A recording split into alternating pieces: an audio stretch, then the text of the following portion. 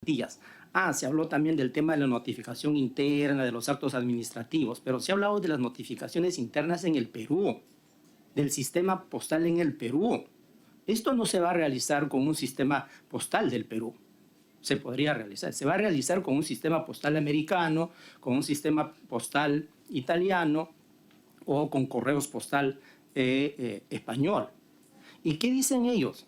Investigadores que han hablado específicamente del voto postal, un politólogo muy destacado del Instituto de Investigación del Parlamentarismo de la Universidad de Halle en Wittenberg, dice: el voto postal es seguro. Es irrealmente difícil cometer fraude electoral por correo o por voto postal, ¿no? Van a haber quejas de que definitivamente, también en el Perú tenemos quejas.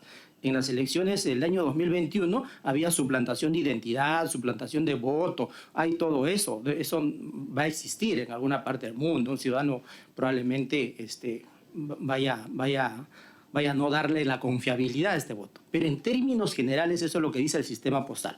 Por el otro lado, ¿qué dice porque nosotros, el congresista, para presentar este proyecto de ley, ha analizado, ha conversado con Correos Chile, Correos España? ¿Qué dicen ellos? Correos de Chile puede afirmar con orgullo que ha sido permanentemente reconocido por su contraparte, tanto por el Correo Español como por la Embajada de España, por alcanzar altos niveles de cumplimiento en términos de servicio, efectividad y seguridad para la emisión del voto postal. Nos están dando la garantía.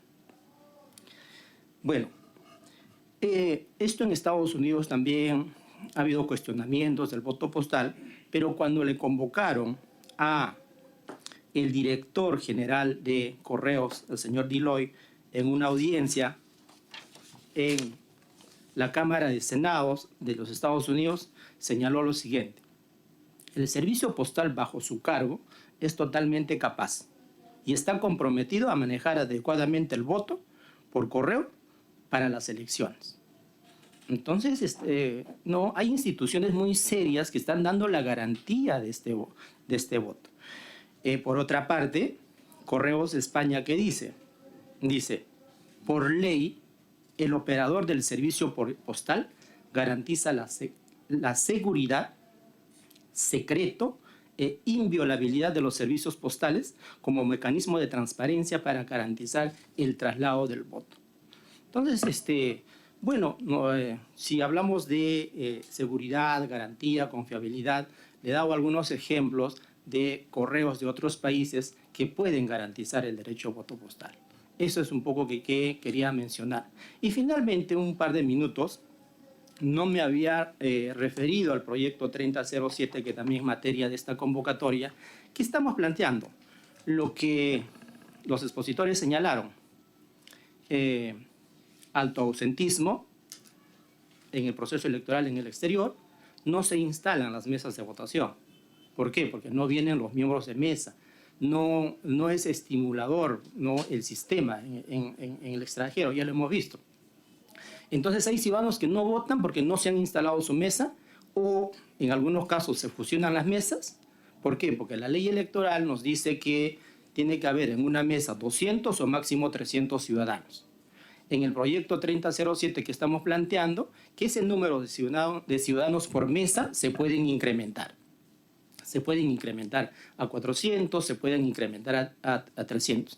¿Qué gana el país? Primero, que te vas a ahorrar espacios incluso para alquilar para el día de las elecciones. Vas a necesitar menos material, porque para cada mesa tiene que haber un material. Vas a ahorrar material electoral, vas a ahorrar personas que pueden supervisar las mesas electorales, personeros de mesa. Entonces, este proyecto también va contra eso, contra resolverle el problema el día de las elecciones a los ciudadanos. En el proyecto nosotros hemos planteado que pueden ser 600. Tal vez sea un número exagerado, ¿no? Pero se puede reducir. Pero ese es el objetivo que tiene el proyecto de ley. Y muchas gracias. Gracias, doctor Cos. Bueno, empezamos la rueda de respuestas con el doctor Seak y luego con los organismos electorales. Gracias, doctora. Sí, solamente para precisar, hacer la acotación por lo que decía el asesor de la comisión, ¿no? Esta implementación del voto digital tiene a bien ser facultativo. No es que va a eliminar el voto convencional de recurrir a, en este caso, las mesas convencionales que se instalan para sufragar, sino que se busca una alternativa, como lo había precisado anteriormente, de esta falencia del ausentismo por diversas causas, ¿no? Es solamente para reforzar y para darle la garantía al ciudadano que se encuentra en el extranjero a ejercer su derecho a voto, ¿no? Es solamente esa precisión que es facultativo, no se está eliminando de por sí el voto convencional. Gracias. Gracias. Organismos electorales, ¿quién empieza? OMPE, tal vez creo que tiene toda la pelota en su cancha. Sí, muchas gracias. Sí, como dije en la intervención sobre el proyecto de ley de voto digital y voto postal, en el ámbito operativo, logístico de la responsabilidad que tiene OMPE, graficamos prácticamente porque no estamos de acuerdo con el voto postal y lo hemos expresado. Tenemos serias dificultades, incluso en la correcta identificación de las direcciones de los peruanos residentes en el exterior, que muchos de ellos ya, RENIEC lo sabe, no actualizan. ¿Por qué? Porque se encuentran lejos de los consulados y eso es una realidad que debemos tener en cuenta y ha sido analizada. Y el doctor Virgilio Hurtado, que en algún momento, en alguna etapa profesional de su vida, también nos ha acompañado en el Jurado Nacional de Elecciones, sabe perfectamente cuáles han sido las debilidades o estas ausencias normativas que hay para desarrollar la mesa de transeúntes, sobre todo cuando tenemos un padrón que cierra un año antes para generar garantías. Es como si estuviéramos hablando, hay que abrir un nuevo registro de personas que se están movilizando por todo el país sin considerar la geografía que tenemos. Si bien es cierto, todavía tenemos una legislación del 95 que tiene la necesidad de actualizarse en muchos aspectos. El Jurado Nacional de Elecciones, OMPE y RENIEC han estado desde el 2011 tratando de presentar un código electoral permanentemente con la intención, casualmente, de debatir algunos aspectos que contemplan nuestra legislación electoral y la necesidad que hay de actualizar y modificar por la realidad que nos está superando. En cuanto al voto digital, sabemos perfectamente, y Ricardo seguro va a explicar algunos detalles sobre el tema de la confiabilidad y las garantías en ese sentido. En el análisis hemos partido de un principio. Esto es una construcción sociotecnológica. En nuestro país tenemos un proceso gradual y progresivo desde hace muchos años para incorporar a los ciudadanos y hacerlos ciudadanos digitales. Ricardo ha mencionado en su presentación un tema muy importante. El Estado peruano quiere colocarse dentro de la OCDE. Entonces, no es solamente darle una alternativa, porque es una alternativa al ciudadano peruano residente en el exterior para que pueda garantizar su derecho de sufragio sin eliminar el voto manual, porque sabemos que esto es un proceso. Y en este proceso de construcción, que prácticamente es una co-creación, por eso hemos involucrado a los peruanos residentes en el exterior utilizando los lineamientos que nos define el Estado peruano para este tipo de soluciones.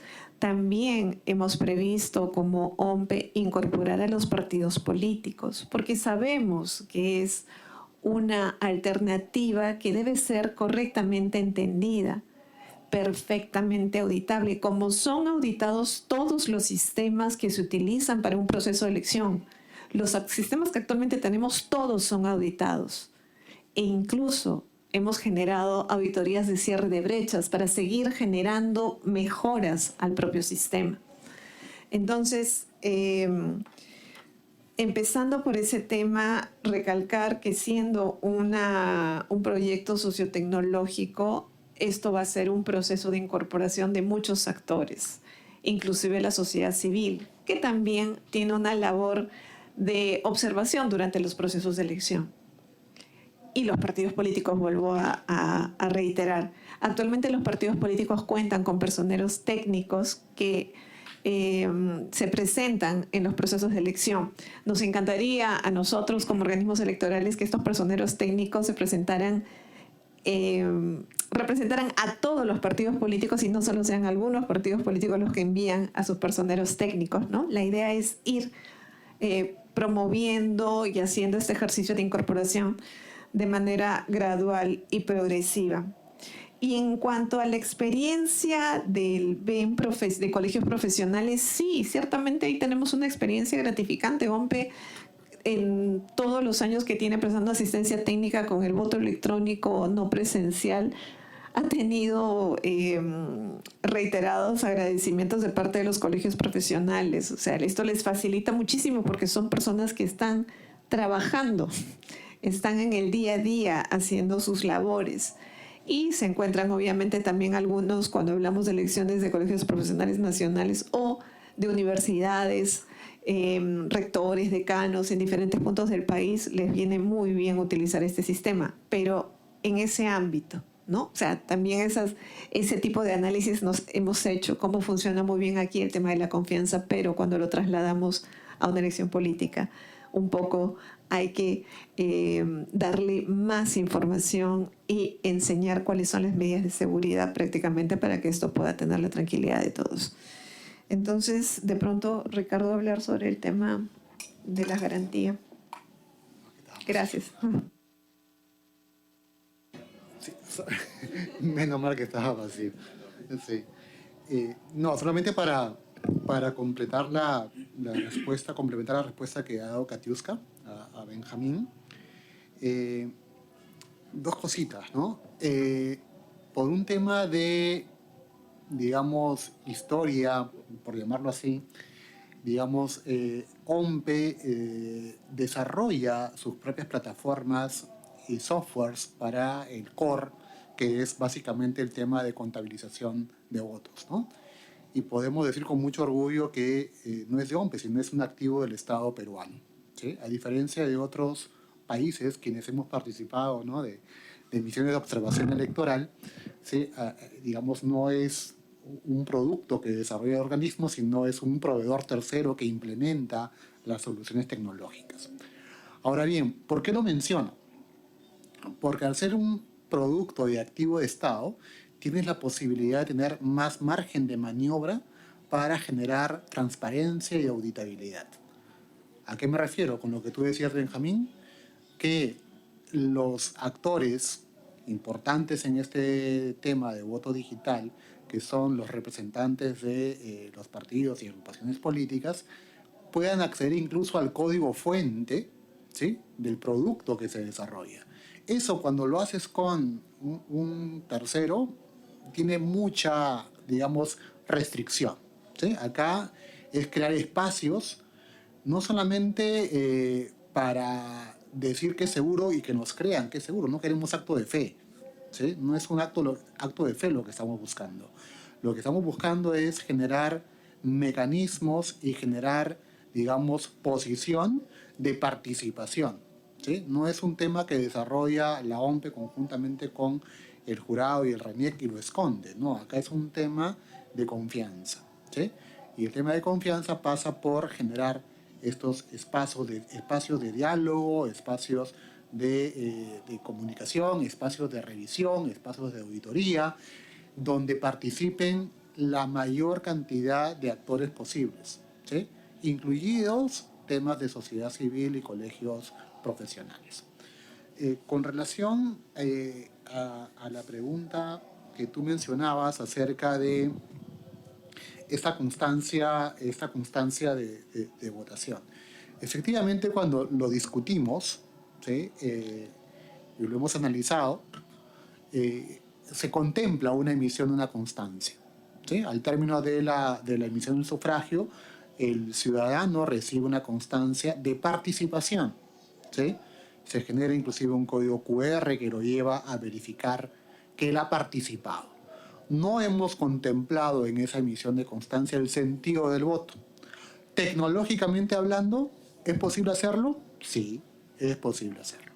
Es un tema que sería bueno ponerlo a debate, a discusión, ¿sí?, para ver si eso además es una buena idea como un mecanismo que apunta y apuesta más por el tema de la confianza.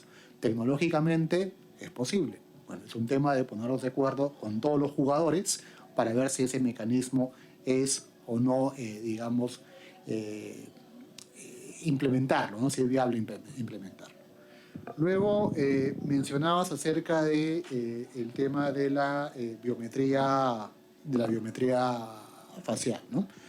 Con el tema de la biometría facial, si bien es un mecanismo, digamos, de autenticación que algunas o en algunos escenarios se utilizan, va a depender de varios factores, ¿no? Y factores que no están, digamos, en el ámbito de gestión propia de OMPE, sino, como lo decía Héctor en su exposición, va más por el lado de RENIEC, ¿no? Entonces ahí va a depender mucho de la cobertura, de qué tanta disponibilidad de comparación o de biometría facial tenemos, etc. Pero es un tema que, digamos, va por el lado de RENIEC.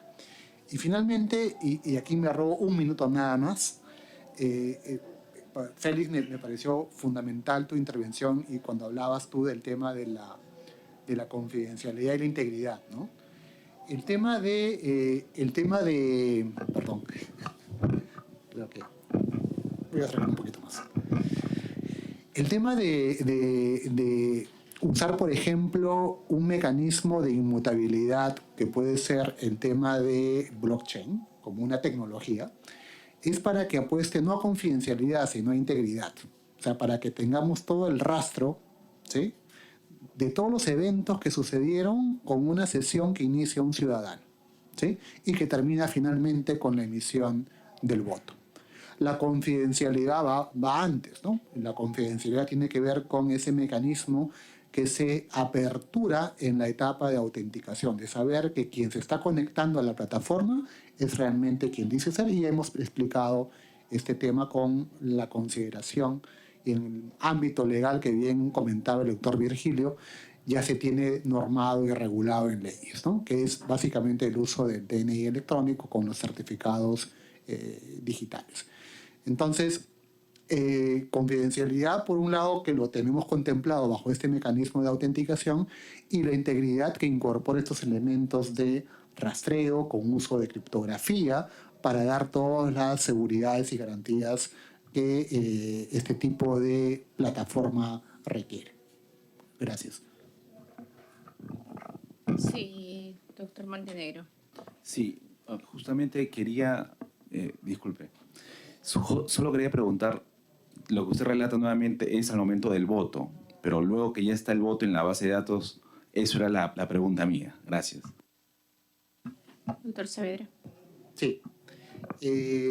Obviamente la emisión de votos de cada ciudadano queda almacenado en un mecanismo de persistencia, en una base de datos. Que alguien pueda manipular, digamos, ese voto, ¿no? O que pueda alterar un sentido de lo que está registrado allí bajo estos mecanismos que acabamos de contemplar, es casi imposible.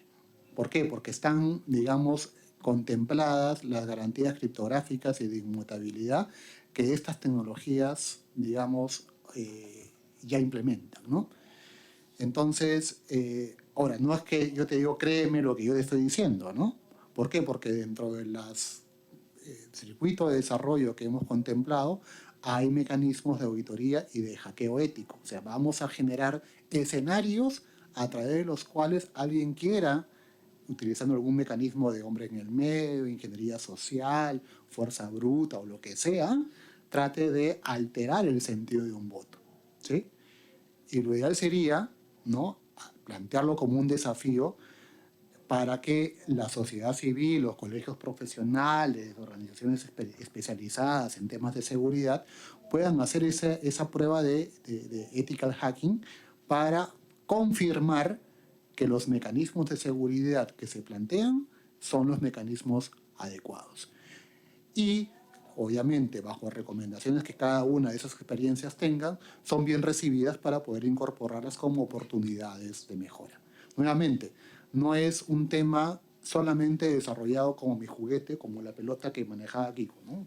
Mía. No, acá es un tema de socializarlo, de compartirlo y de que todos estén, digamos, con la seguridad tácita, concreta, de haber participado en estas pruebas, en estas experiencias de auditorías, de ethical hacking y demás mecanismos, de que lo que se ha construido para el Estado, para el país y para este público que tanto lo reclama, guarda todas las garantías que acabamos de comentar. Gracias. Gracias, doctor Saavedra. Los funcionarios de RENIEC para el tema del DNI electrónico. Sí, bueno, varios puntos que tengo anotado acá. En cuanto a la auditoría que se le haga al sistema del voto digital, en verdad le corresponde a OMPE definir quiénes son los que van a hacer esa auditoría, ¿no? Nosotros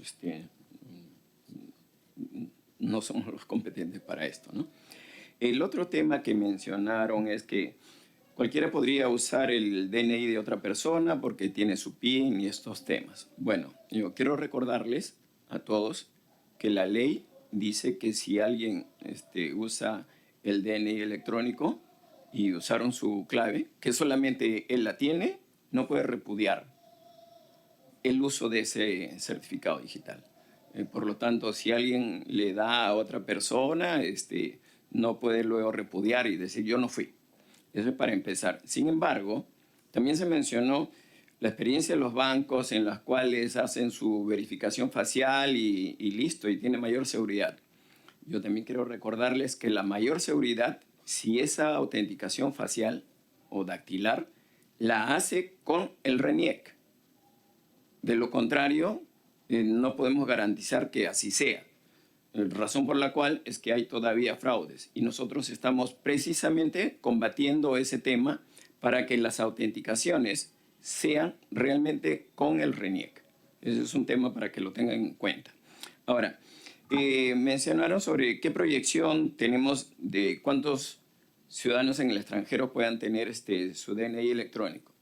Y por si acaso, adelanto, no son 5.000 los que tienen DNI electrónico en el extranjero, son 5.000 que lo recabaron en el año 23. En la actualidad hay más de 42.000 personas que lo tienen en el exterior. Ahora, ha sido importante que el año pasado nosotros hemos emitido 1.700.000 DNI electrónicos porque tenemos las impresoras todavía allí. Les comenté que hemos adquirido 4 que tienen una producción de 200 por minuto. Máxima capacidad, pues trabajando 7 horas, en 3 turnos esto llegaría más o menos a unos 4 millones, que se sumarían a la producción que ya se tuvo de 1.700.000. Sin embargo, nosotros no podemos obligar a que las personas saquen en el exterior, la mayor participación que la tienen son los consulados. Entonces, tendría que haber ciertas coordinaciones y articulaciones para decirle a los ciudadanos que están en el exterior todas las ventajas que tiene. Y esas ventajas se van a ver reflejadas si la gran mayoría de entidades públicas ponen servicios digitales, de tal manera que puedan ser accedidas desde cualquier punto. RENIEC ya empezó, vamos a emitir algunos certificados, los certificados digitales ya saben que lo pueden hacer de esa manera, la renovación de sus certificados, el cambio de PIN, etc. O sea, mientras más entidades tengan beneficios para los ciudadanos, así estén en el exterior o en el país, más van a querer tener su DNI digital, su DNI electrónico, perdón. O sea, en cuanto a la provisión, no le podemos asegurar cuáles son. Vamos a tener que articular con entidades para que esto suceda. Ahora, se habló cómo evitar la suplantación. Pues la suplantación yo le había explicado que va por usar siempre tecnología de punta en la biometría, ¿no? Y mejor si es una combinación, para evitar que la persona que tiene su DNI se lo dio a otro, pues hacer la autenticación y a la vez su código de PIN. Por lo tanto, no va a poder decir que no lo hizo. Eso es para evitar la suplantación. Sin embargo, sobre el cambio de voto sí, ya le corresponde y lo ha explicado Ricardo Saavedra, ¿no? Ahora, se habla también si hay un alto riesgo en el voto digital. La verdad que cualquier proceso tiene sus riesgos y siempre se van a disminuir en la medida en que estos tengan la trazabilidad y la información necesaria de los cruces que deban hacerse. Eso es. Lo mismo puede pasar con el voto vía postal. ¿Cómo autenticas a la persona que hizo un papelito y lo firmó? En verdad es un poco complicado. De pronto mi sesgo tecnológico me dice que es más fácil y más seguro autenticarlo digitalmente, ¿no? Y no es porque lo tenga al frente, sino porque tengo la tecnología necesaria para asegurar eso. Yo quisiera ponerlo ahí, ¿no? Por lo tanto, yo creo que sí, una ley per se no puede garantizar una seguridad. Lo que la ley debe permitir es que se usen los mecanismos para que sean seguros. Pero una ley que me diga que el voto X es seguro, la verdad que es un poco complicado. No podríamos sacar una ley que todos los peruanos somos felices. Y eso no nos hace necesariamente felices. Entonces, sí quería hacer esas precisiones, ¿no? Gracias. Gracias, doctor Saravia. ¿Algún comentario por parte del Jurado Nacional? Sí, doctora Clavijos. Gracias. Sí, solo un comentario, por decirlo así, final en relación al voto digital. Ya se ha mencionado que, bueno, el voto digital es un voto electrónico, ¿no? El voto electrónico puede ser presencial o no presencial. El voto digital del que estamos hablando es un voto electrónico no presencial. Y ya hay una norma vigente que da el mandato de que esta implementación será gradual, será progresiva y que establece parámetros. Y dice, esa solución tecnológica que se debe implementar debe garantizar seguridad, confidencialidad, integridad de los resultados, transparencia. Ya da los parámetros de esa solución tecnológica.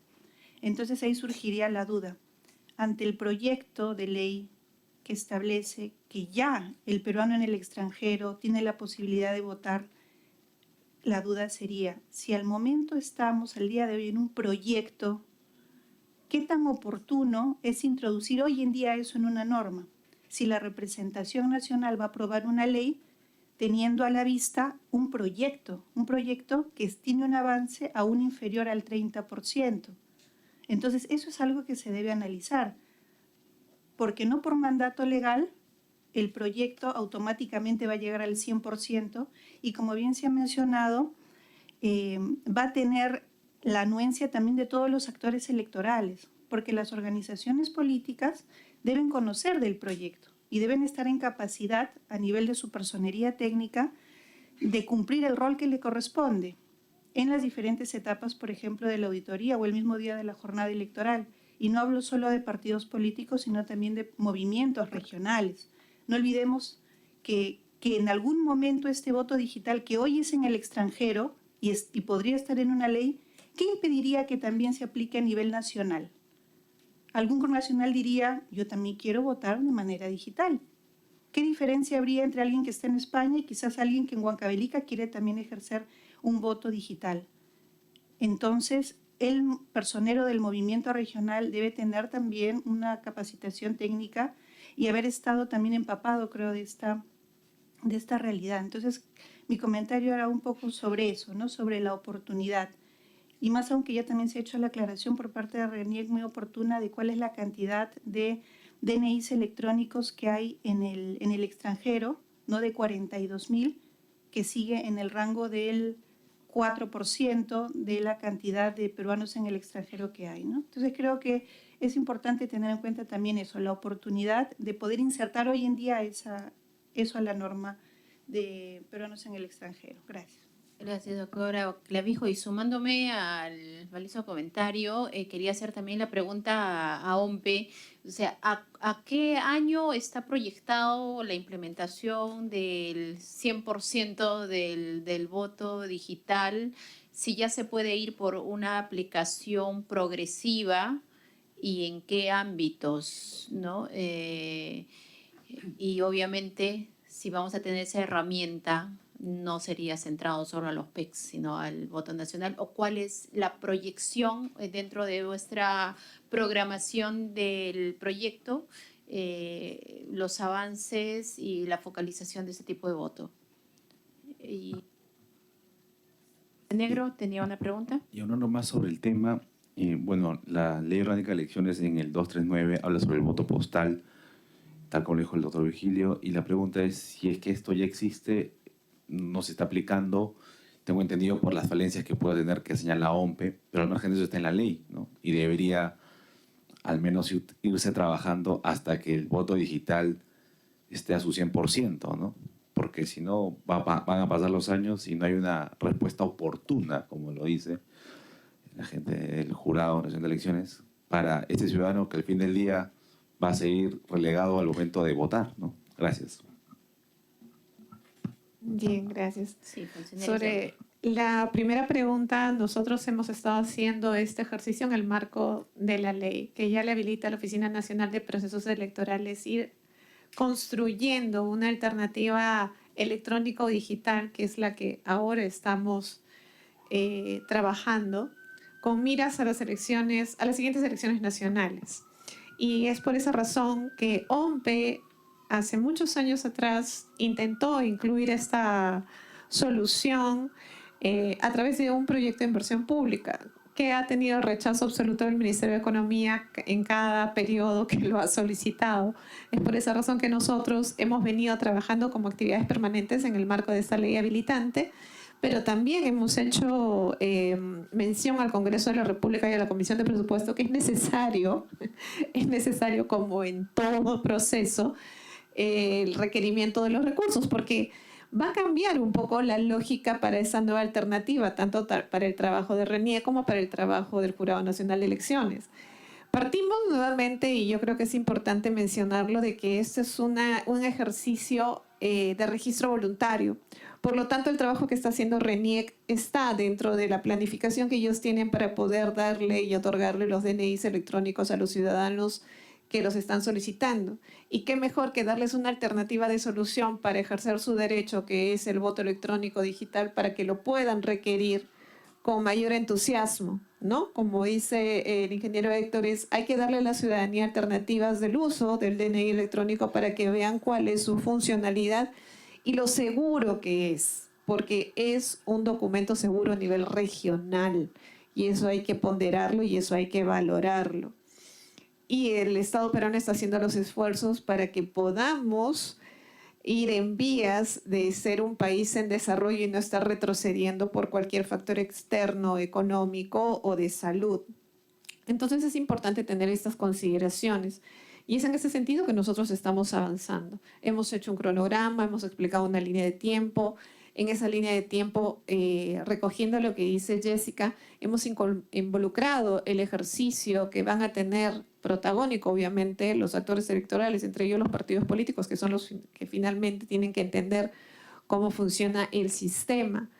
Sí, no estamos de acuerdo con que no hay ninguna regla que indique que no se debería hacer una modificación en tanto tenga que estar la solución tecnológica completa al 100%. O sea, no hay ninguna restricción al respecto y sí nos parece loable de parte del Congreso de la República que tenga esta suerte de ejercicio de querer ir viendo ya y ajustar la ley orgánica de elecciones en aquellos vacíos en donde son necesarios ir poniéndole atención. Entonces, nosotros estamos con esa meta hacia la próxima elección. Y tenemos obviamente la necesidad de que en algún momento el Congreso de la República y el Ministerio de Economía y Finanzas sigan entendiendo que es importante inyectar de recursos para completar rápidamente el ejercicio. Ok, tenemos claro que es un tema de presupuesto. Entonces, doctor Cos. Sí, muchas gracias. Ya para finalizar, en primer lugar, el proyecto que se ha presentado de voto postal no significa que sea el único sistema a utilizar, sino se está planteando como una alternativa más al voto convencional, al voto digital, al voto electrónico, ¿no? Eso se tiene que quedar. Y por el otro lado, también se plantea que el voto postal sea gradual y progresivo, ¿no? Al ser una alternativa, también puede ser gradual y progresivo. Pero a mí me sorprende un poco la opinión cuando dicen que vayamos por el camino digital y no por el postal. ¿Por qué? porque el propio Jurado Nacional de Elecciones, entiendo que en conversación con todo el sistema electoral, en el año 2018 plantearon el proyecto de ley 4251, lo que se denomina el Código Electoral. Y en ese Código Electoral, en el artículo 203 de su proyecto, ¿no?, proponen habilitar el uso del voto postal para los peruanos residentes en el exterior. Entonces, yo tengo una preocupación porque ahora no se va en ese mismo camino. Es más, el propio Poder Ejecutivo, en el año 2000, también en el año 2018, en un proyecto 4193, ¿no?, que modifica la Ley Orgánica de Elecciones del artículo 239, planteó el voto postal. Se debe implementar de manera gradual y progresiva siempre que el sistema del servicio postal garantice el secreto de voto y su recepción idónea y oportuna por la autoridad electoral. Están todos los mecanismos y creo que estos son elementos muy importantes donde la comisión dictaminadora puede recoger y tener una alternativa de voto para los peruanos en el exterior. Ya hemos visto la realidad, hemos visto el ausentismo de los peruanos en el exterior y queremos vincularlos a la política nacional. Queremos incluirlos porque tienen garantizado su derecho de participación política, ¿no?, en el rango constitucional. Señalar eso y agradecer nuevamente a la Comisión de Constitución, a la presidenta por convocar esta reunión donde podemos encontrar mecanismos y salidas que beneficien a los peruanos, ¿no? En este caso, el congresista Jorge Ceballos representa a los peruanos en el exterior y lo que ha recogido es el voto de los peruanos en el exterior, ¿no?, de la comunidad peruana que dice, yo quiero votar, pero no tengo las facilidades para votar. Muchas gracias. Gracias, doctor Cox. Doctor Herrera. Una última pregunta sobre el voto postal. Bueno, entendemos todos que su regulación deviene en 1997, ¿no? Y entiendo que el principal problema es la materialización logística que pueda, digamos, conducirse con las garantías propias que el sufragio ha determinado constitucionalmente, ¿no? El derecho al sufragio. Entonces, no ha habido su reglamentación, entiendo yo, o ha habido algún proyecto hasta la fecha que haya intentado viabilizarlo, ¿no? Apelando a la memoria del trabajo durante las elecciones, hubo un momento en el Jurado Nacional de Elecciones que se intentó consensuar, esto más o menos fue en el 96, puede ser, si mal no recuerdo, 2006, perdón, no sé, tal vez Virgilio se acuerde mejor que yo, pero se intentó hacer un reglamento consensuado, pero básicamente se debe entender que esto es un sistema, son 3 organismos constitucionalmente autónomos, pero que tienen que operar como un sistema. Y si de un lado el análisis operativo logístico presenta dificultades por mucho que en el ámbito jurisdiccional se intente reglamentar cuál va a ser la casuística, la nueva casuística que se tiene que incorporar ante las actas o las observaciones que se puedan generar, por ejemplo, de un voto postal, van a tener que ser obviamente consensuadas. Sobre todo porque van a definir una elección y sabemos perfectamente que en el ámbito político eso es altamente sensible. Entonces, por eso mencionaba hace un momento que desde la mirada operativa y logística, el tema del voto postal en nuestro país es muy complicado por el tema de los registros. Países como España, países como Chile, países como Estados Unidos no tienen los niveles de desconfianza que se suelen tener en la región respecto de algunos ejercicios que se hacen a nivel democrático, y esos aspectos también se deben valorar si lo que queremos es que una elección termine realmente en el respeto a la voluntad popular. Es por eso que en ese momento yo creo que ese reglamento no prosperó. Y se han hecho análisis permanentemente sobre el tema, ¿no? Por eso mencionaba hace un momento que la mesa de transeúntes es hiper complicado, más aún cuando ahora el padrón cierra un año antes para darle garantías del caso, para poder tener la seguridad de la distribución logística, de la identificación de dónde van a estar los actores electorales, en fin, todos esos aspectos que son básicamente operativos y logísticos. y que sí, estamos en los esfuerzos de generar alternativas para que toda la ciudadanía pueda ver garantizado su derecho a sufragio. Y al igual que el asesor del congresista Ceballos, desde la OMPE nos estamos reuniendo y también lo invitamos de alguna manera, de pronto en algún momento, a conversar sobre cómo ha sido nuestro ejercicio con los peruanos residentes en el exterior, con los que hemos hecho esta construcción inicial del desarrollo de lo que sería el voto digital, para que puedan tener todo el panorama completo, ¿no? Porque siempre también de los diferentes grupos van a haber diferentes miradas mientras no se conozca alguna otra alternativa. Gracias. Gracias, doctora Valencia. Doctor Hurtado, si tiene algún comentario, aporte final ya para ir cerrando la mesa. Sí, doctora. En principio, coincidir plenamente con el doctor Cos cuando señala que herramientas como el voto postal o el voto electrónico no son excluyentes ni oponibles al voto presencial. En los países que se recogen pues precisamente con el ánimo de que los ciudadanos inclusive puedan optar por alguna de esas modalidades. ¿Por qué? Porque como es un derecho programático, como lo dije, es función del Estado crear toda esa infraestructura. El tema de costos y de presupuesto sí me preocupa porque nos encontramos ante un dilema o ante una antinomia, ¿no?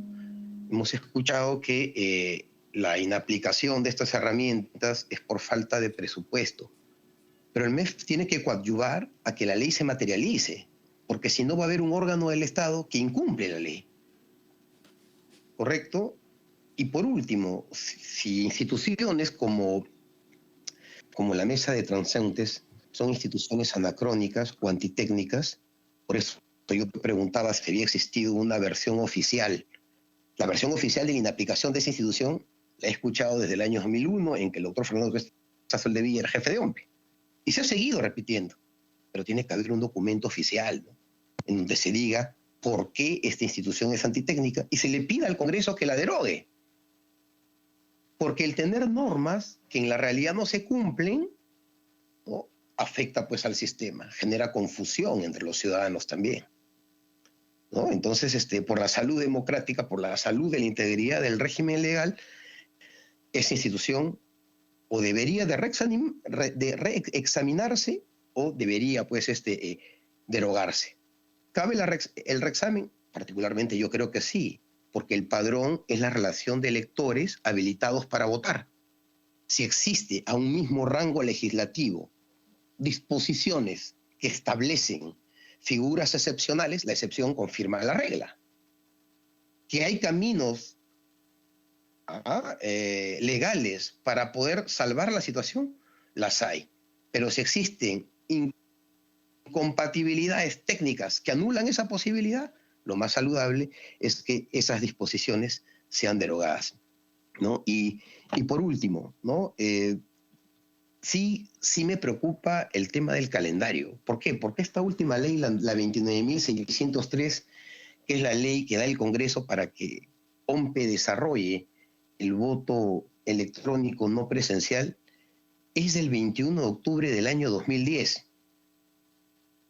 ¿No? Entendemos la progresividad, por supuesto, pero esa progresividad, pues, tiene que calcularse en el tiempo, en una línea de tiempo, ¿no?